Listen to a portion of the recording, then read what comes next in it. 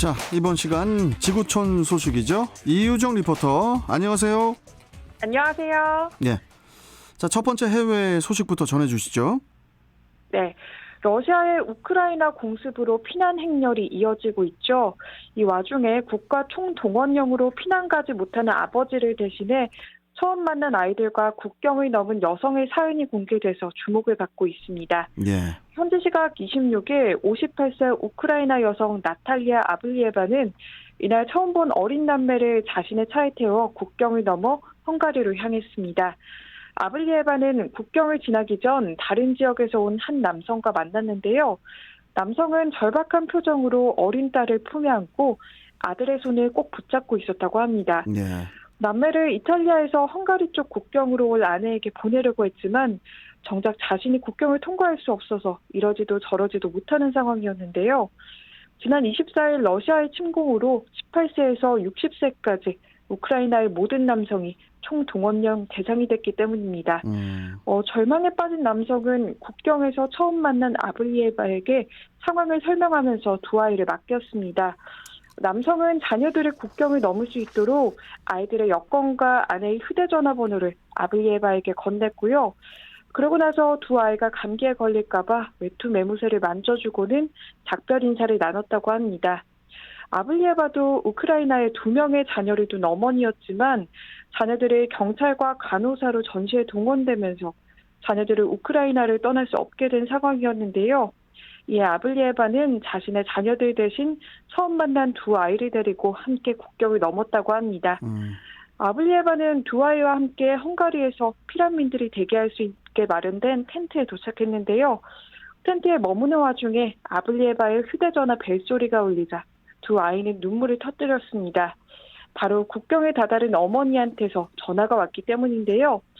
어머니는 차 밖에서 기다리고 있던 아들과 극적으로 재회한 뒤 한동안 껴안고 아무 말도 하지 못했다고 합니다. 그리고 아블리에바에게도 감사 인사를 전했는데요. 이날 처음 만난 두 사람은 한동안 서로를 껴안은 채 눈물을 쏟았다고 합니다. 예. 참, 이 피난 중에 새 생명도 태어났다고 하던데요? 네, 그렇습니다. 현지 시각 25일 한 여성이 대피한 시민들이 모여있는 지하철역에서 아이를 낳았다는 소식이 전해졌는데요. 네. 우크라이나 의회의 공식 트위터 계정에 따르면 이날 우크라이나 수도 키예프에 있는 지하철역에서 한 여성이 아이를 낳았다고 합니다.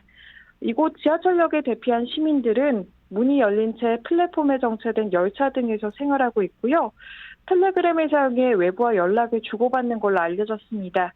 우크라이나 의회는 공식 트위터 계정에 이날 태어난 아기의 사진을 올리면서 우리에게 희망을 전하는 소식이라고 반기기도 했습니다. 예.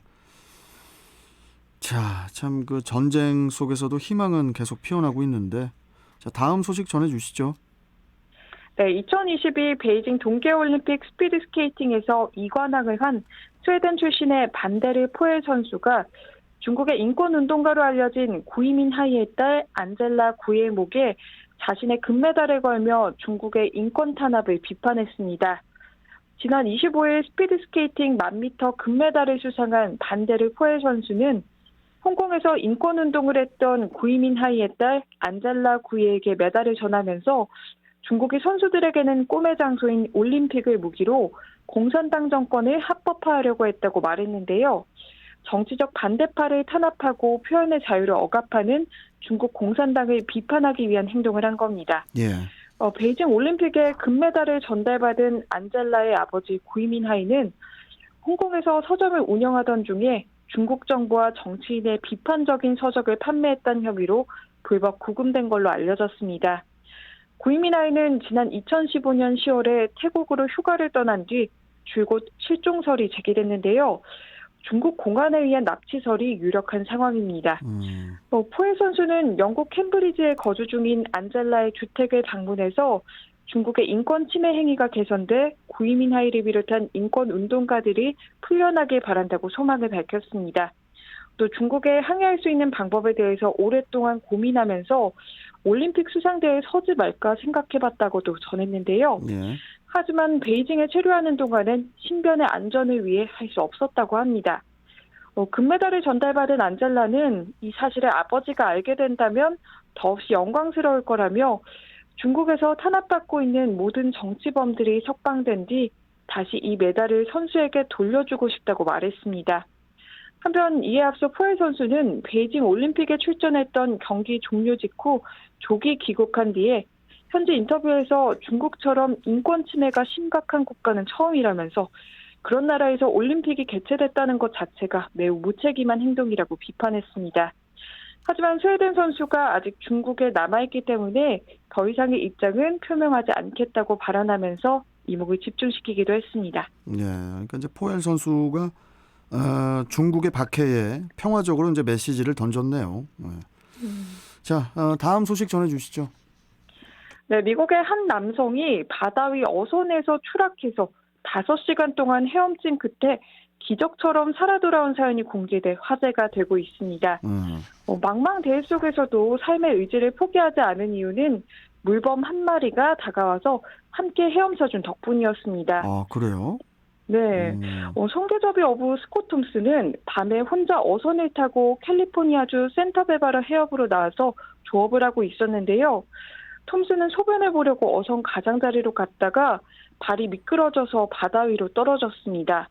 톰슨이 추락한 곳은 해안가에서 약 16km 정도 떨어진 바다 위였는데요. 심지어 톰슨은 반소매 티셔츠와 반바지 차림이었는데 해수 온도는 약 13도라서 저체온증이 우려되는 상황이었습니다. 톰슨은 나중에 인터뷰에서 자식들이 아빠 없이 커가는 모습과 의지할 남편이 없는 아내의 모습이 떠올라서 괴로웠다고 해상했습니다. 그런데 절망에 빠진 톰슨에게 어디선가 첨벙거리는 소리가 들려왔는데요. 그 소리를 듣고 톰슨은 정신이 번쩍 들었다고 합니다. 상어가 나타난 게 아닐까 하는 생각에 긴장한 건데요. 하지만 톰슨 앞에 나타난 건 작고 귀여운 물범 한 마리였습니다. 톰슨이 물범이 물 밖으로 머리를 내밀고 자신의 호기심 어린 눈으로 쳐다봤다고 회상했는데요. 이후에 물범은 톰슨에게 다가가 코를 쿡쿡 찔렀다고 합니다. 톰슨은 마치 개가 주인에게 달라붙어 애교를 부리는 것 같았다고 물범의 모습을 전했습니다. 물범을 만난 톰슨은 결국 다시 한번 힘을 내기로 마음을 먹었다고 합니다. 톰슨은 헤엄치다가 지칠 때면 근처에 있는 물범에게 말을 걸기도 했고요. 때때로는 제발 좀 태워달라고 애원하기도 했습니다. 그렇게 5시간에 걸쳐 헤엄친 톰슨은 해안 근처 석유 시추선 앞까지 도달해서 도움을 요청했는데요. 톰슨이 현장 작업자들에게 발견됐을 때 물범은 이미 사라지고 없었다고 합니다. 이후 톰슨은 병원으로 이송돼 치료를 받아 완전히 회복할 수 있었습니다. 예, 아니 무슨 뭐 영화의 한 장면을 보는 것 같아요. 네. 예, 정말 어떻게 그 물범이 어떻게 그럴 때 나타납니까? 바다에서. 예, 나타나서 참 아무튼 그 톰슨 정말 다행이고 물범 덕에 목숨도 구하고 운이 참 좋았던 것 같습니다. 자, 마지막 소식 전해주시죠. 네, 한 슈퍼마켓에서 현금을 훔친 도둑이 알고 보니 생쥐인 걸로 판명돼 화제가 되고 있습니다. 예? 쥐가 뭘 훔쳤다고요? 쥐가 현금을 훔쳤습니다. 돈을 훔쳤다고요? 네. 이 무슨 말씀입니까? 계속해 주시죠. 예. 네, 상하이시 바오산구의 한 슈퍼마켓 주인은 최근 들어 현금이 자꾸 사라지는 걸 발견했는데요.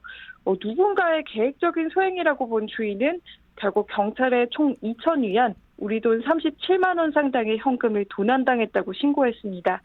이에 출동한 경찰이 슈퍼마켓 전체를 샅샅이 뒤지면서 단서를 찾았지만 절도 사건의 흔적은 어디서도 발견되지 않았는데요. 예. 우연히 슈퍼마켓 벽 모퉁이에 뚫린 작은 구멍을 발견한 경찰은 손으로 구멍 안을 휘저었다고 합니다. 그러자 뜻밖에도 구멍 안에서 여러 잡동사니와 함께 100위안짜리 지폐 조각이 계속 나왔습니다. 누군가 100위안짜리 지폐를 갈기갈기 찢어놓은 조각이었는데요.